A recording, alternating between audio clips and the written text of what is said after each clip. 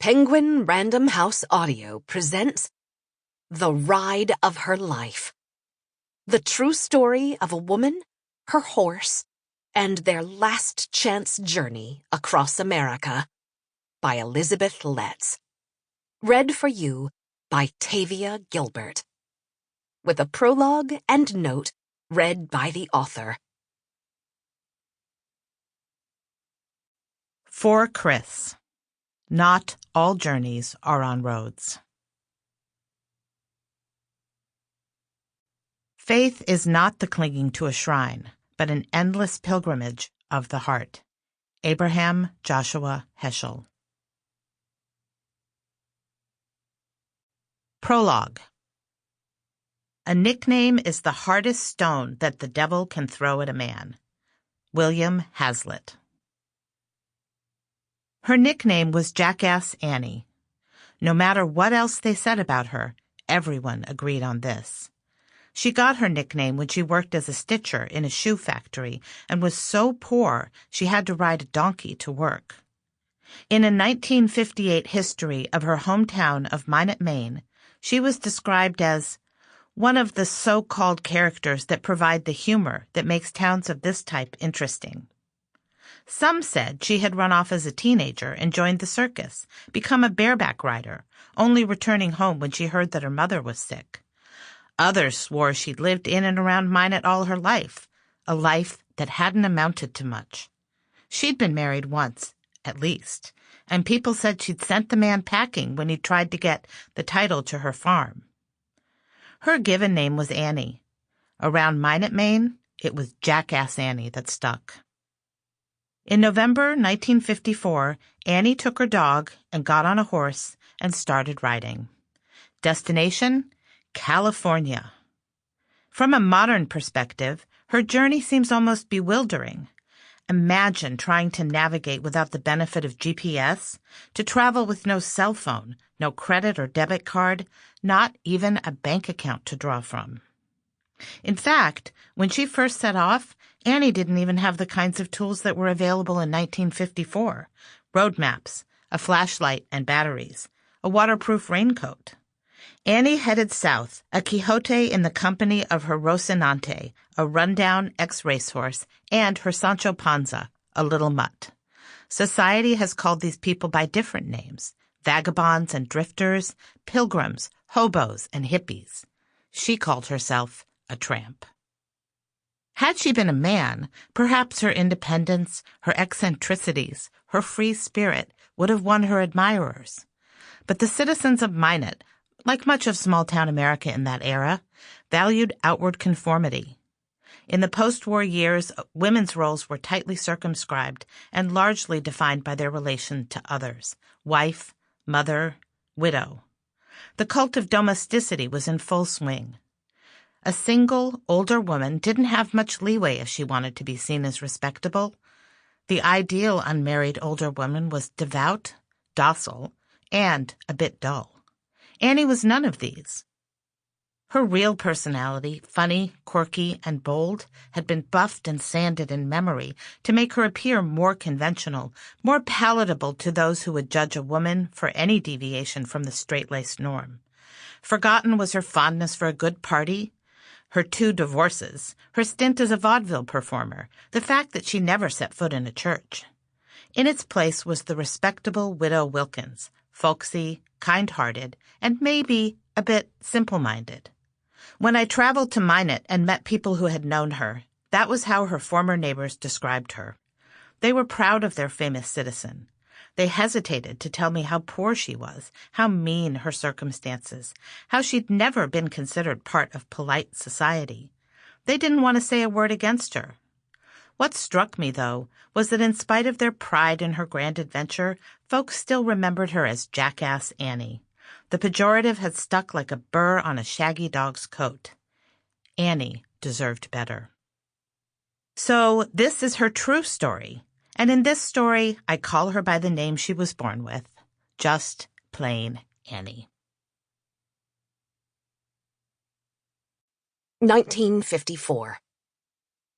Chapter 1. Living Color. Winter is not a season. It's an industry. Sinclair Lewis. The sun rose bright over Pasadena, California, on January 1st, 1954. All along Colorado Boulevard, people had lined up early, 5 or 6 deep, in preparation for the 65th annual Tournament of Roses parade. Pasadena's Rose Parade had originally sprung from the flowery imaginations of a committee of boosters who wanted to show off the beauty of California in midwinter, when most of the rest of the country was covered in snow. Now, parade floats festooned with thousands of fragrant, bright-hued roses rolled past mop-top palm trees in the sparkly morning sun. But this rose parade was like no other. As the debut event of 1954, it was a fitting launch to a year that would mark many important transitions. This year, in addition to the Palomino horses ridden by the Long Beach Mounted Police, the display of the crisp, crimson and white uniforms of the Bellflower High School Marching Band, and the brilliant floats, Gulliver's Travels, Cinderella sponsored by Minute Maid orange juice, flamenco dancers in sequined costumes whirling on the Mexican entry, each festooned with thousands of individual fresh flowers, there was an important new addition.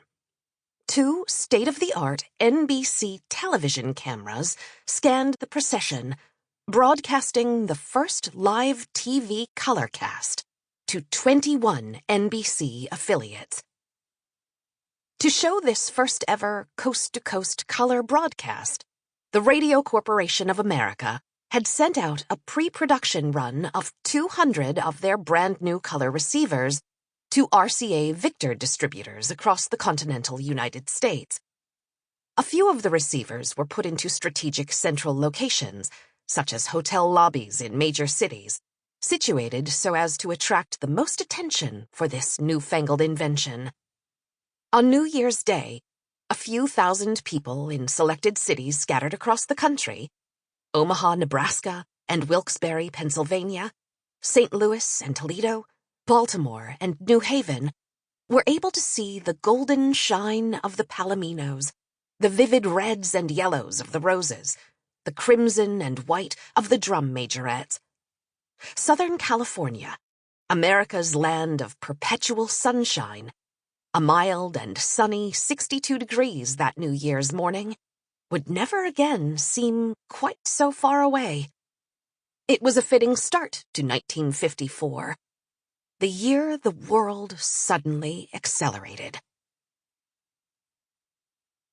Some 3,000 miles away, in Minot, Maine, it was 4 degrees Fahrenheit and windy.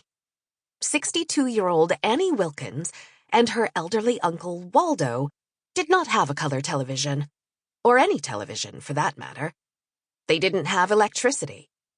Their water came from a pump, their heat from a wood-burning cast-iron stove.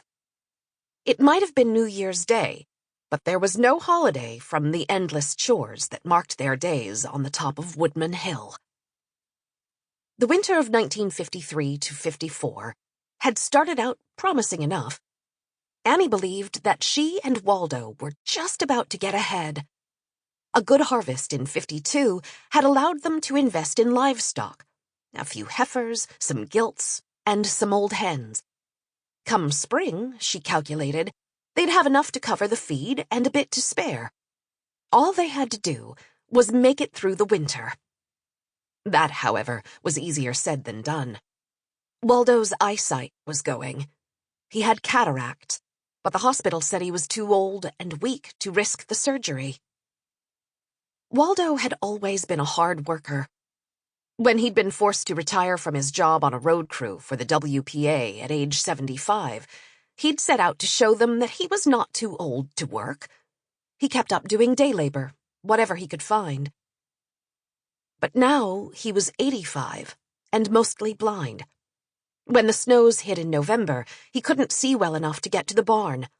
Too much glare. So Annie had to feed all the animals. He could gather firewood, but he couldn't see well enough to split it, so Annie split the wood. With each passing day, she had to shoulder a larger share of the workload. Sample complete. Ready to continue?